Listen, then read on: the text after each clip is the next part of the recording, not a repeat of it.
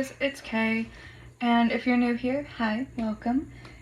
We do makeup videos while covering serial killers, true crime, whatever I find on the internet, and really just get ready for the day. So today we are covering Ted Bundy. Feel free to leave any cases that you guys want covered down below in the comments, and subscribe so you don't miss future videos if this is your kind of thing. So Ted Bundy was a very well-known serial killer who was active during the 70s, the 1970s. So without further ado, let's jump right in. Theodore Robert Bundy was born on November 24th, 1946. He was an American serial killer who kidnapped, raped, and murdered dozens of young girls and women throughout the 1970s. So I like to dig a little deeper into, what started this, the whole, thing, and into, the early life and stuff. So let's start with his childhood. Ted was born to Eleanor Louise Cowell at the Elizabeth Lund Home for Unwed Mothers in Burlington, Vermont. His biological father's identity was never confirmed, and his birth certificate assigned paternity to a salesman and United States Air Force veteran named Lloyd Marshall. However, a copy of his birth certificate listed the father as unknown. Louise claimed that she met Jack Worthington, a war veteran, but that he abandoned her when she became pregnant. As well, census records show that there were several men by the names Jack Worthington and Lloyd Marshall that lived near Louise when Bundy was conceived. For the first 3 years of Bundy's life, he lived in Roxborough, Pennsylvania with his maternal grandparents, Samuel Cowell and Eleanor Longstreet. They raised him as if he were their son to avoid the social stigma that came with birth outside of wedlock during the time. They told family, friends, and even Ted that they were his parents and that his mother was his sister.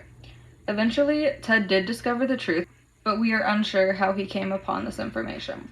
He told a girlfriend that his cousin showed him a copy of his birth certificate, but told biographers that he found it himself. However, biographer and true crime writer Anne Rule, who personally knew Bundy, states he found his original birth certificate in Vermont in 1969. Bundy did express a lifelong resentment towards his mother for not telling him about his father and leaving him to find out she was his biological parent himself. Ted was known to occasionally exhibit disturbing behavior during his childhood. Louise's younger sister Julie woke up from a nap surrounded by knives from the kitchen with 3-year-old Ted standing by the bed smiling. His childhood neighbor Sandy Holt described him as a bully. She said he liked to terrify people, he liked to be in charge, he liked to inflict pain and suffering and fear. In some interviews, Ted would say that he identified with, respected, and clung to his grandfather Samuel.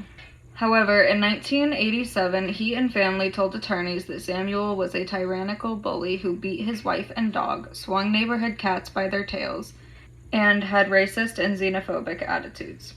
Samuel also reportedly threw Julia down a flight of stairs for oversleeping. He would speak to people that could not be seen by others and once went into a violent rage when the questions of Bundy's paternity were raised. Ted described his grandmother as timid and obedient, and said that she periodically underwent electroconvulsive therapy for depression. It was also noted that she feared leaving the house toward the end of her life. Despite everything we've said about Samuel's character, some locals have called him a fine man and debate whether negative characterizations of him arose to explain why Ted became a serial killer, which unfortunately, a lot of the times, people do turn to the parents or the parental figures in their life, like, oh, well, what did you do to make them turn into a serial killer? What did you do to make them this way? You know what I mean? So, of course, they are going to look into that. As well, Louise's sister Audrey stated that his grandmother could not leave the house near the end of her life due to a stroke due to being overweight, and claimed that she was not mentally ill.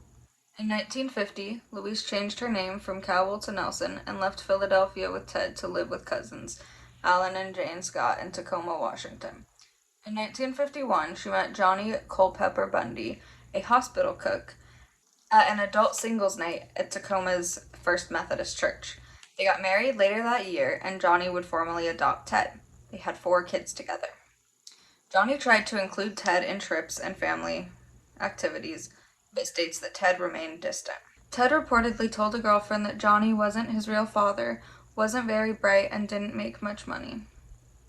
Bundy recalls roaming his Tacoma neighborhood, picking through trash in search of pictures of naked women, as well as searching for detective magazines, crime novels, and true crime documentaries for stories that involved sexual violence, particularly stories with illustrations of dead or injured women. However, in a letter to Rule, he states that he never, ever read fact detective magazines, and shuddered at the thought that anyone would. He also recalls drinking large amounts of alcohol and canvassing the community late at night in search of undraped windows where he could watch women undress or whatever else could be seen. Accounts of his social life also varied. He told journalists that he chose to be alone as an adolescent because he was unable to understand interpersonal relationships.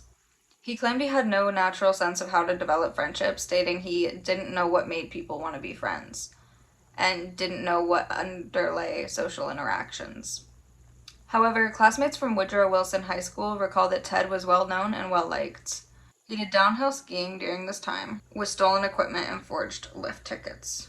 He was arrested twice during high school on suspicion of burglary and motor vehicle theft.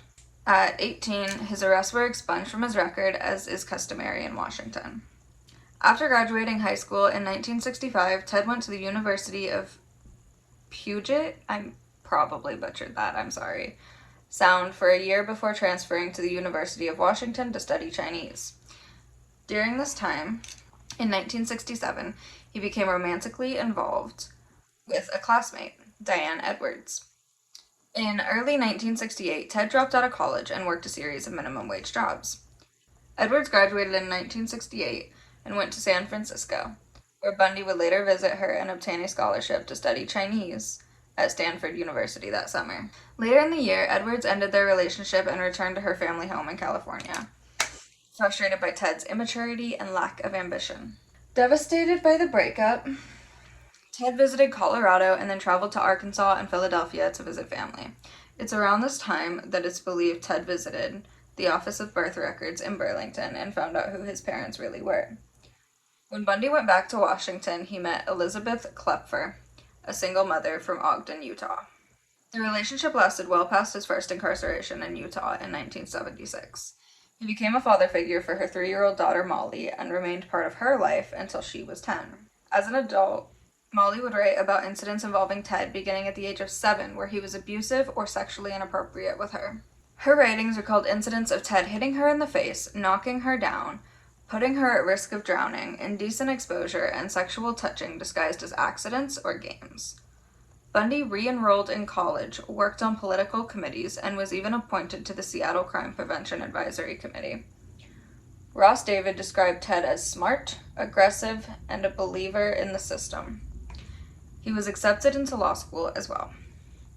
During a trip to California on Republican Party business, summer of 1973, Ted rekindled his relationship with Edwards, but continued to date Klepfer as well, and neither women were aware of the other. So see here you can definitely see where there's a big decline in his, I don't want to say sanity, but kind of going on in his life, where, you know, he's got 2 girlfriends, he's being inappropriate with his girlfriend's daughter, he's, you know, dropping out of school. It's just, you know, you can start to see everything kind of decline. Edwards flew to Seattle multiple times to visit Bundy, and they discussed marriage. In January 1974, Bundy cut contact with Edwards abruptly. She would continue to write him letters and call, but nothing was returned. She managed to reach him about a month later on the phone and demanded to know why he ended the relationship without reason. He responded in a flat, calm voice, "Diane, I have no idea what you mean," before hanging up on her. She never heard from him again. He later explained that he wanted to prove to himself that he could have married her. However, Edwards believes that he planned the whole thing as revenge for their previous breakup. By April that year, he stopped attending law school and young women began to disappear. And that is where we are going to stop for this video. So next time when we pick it back up, we will go over the start of his crimes and, you know, the disappearances of the young women and what happened to them. So if you guys want to see part 2, don't forget to like, subscribe, and if you guys have any cases that you guys would like to see discussed or, you know, dug into, please feel free to leave that in the comments or let me know. I will see you guys next time. Bye!